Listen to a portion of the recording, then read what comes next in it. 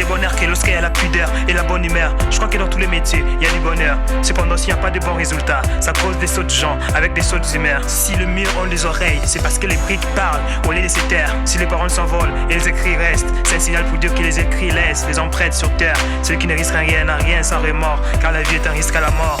Ça ne sert à rien de se glorifier de son mauvais caractère, car ces derniers vous feront rater les belles faveurs. Les grands esprits dans l'ensemble des petits sont coincés. En retour, les petits esprits ne résistent pas dans l'assemblée des grands esprits, se sentent étouffés. Ce que nous sommes aujourd'hui, c'est le résultat de la prière d'hier. Ce que nous serons demain, ce sera le résultat de la prière d'aujourd'hui. Ça ne sert à rien de se contenter de ses défauts, aussi longtemps que ces derniers vous apportent des mots.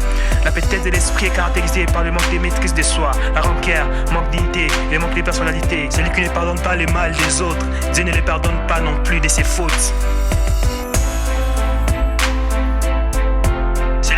Pas le mal des autres, Dieu ne les pardonne pas non plus de ses fautes.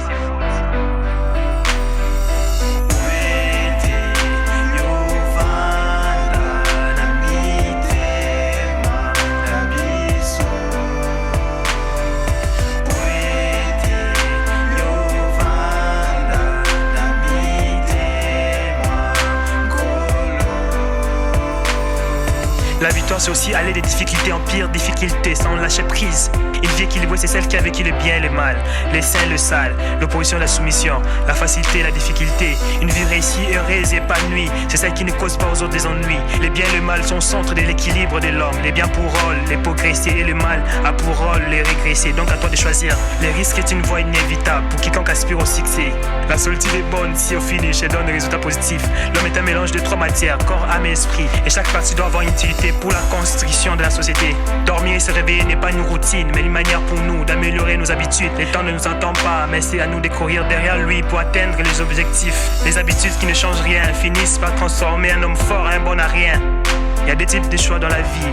L'un on le choisit et l'autre on le subit. Entre les deux, le plus important est ce que l'on choisit. On subit la couleur de la peau, la famille, la naissance. On choisit la religion, le conjoint et la destination finale.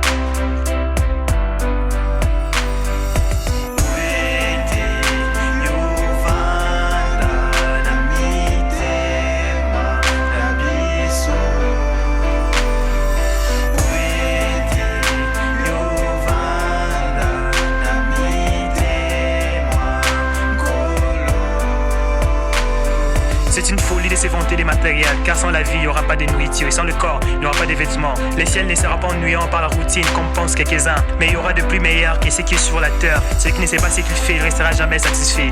Celui qui ne sait pas ce qu'il est, il fera ce qu'il est. Il n'y a rien de surpris, ce que l'on dit de soi, même exactement, on finira par y devenir réellement. Ce n'est pas le manger, le boire et les vêtements qui font l'homme, mais c'est plutôt la justice, la joie et la paix. On est souvent premiers à parler du mal des autres, mais nous sommes derniers à parler des nôtres. Autant la haine est nuisible, autant laissons les gens insensibles. Une alimentation équilibrée, c'est celle qui est composée de miel et vinaigre, de ce qui est amer et sucré. L'alcool détend bien, mais distrait amène trop loin. Faut mieux manger seulement même des légumes avec la crainte des dieux, que de s'essuyer aux viandes des idoles sacrifiées. Trop nécroaliseur.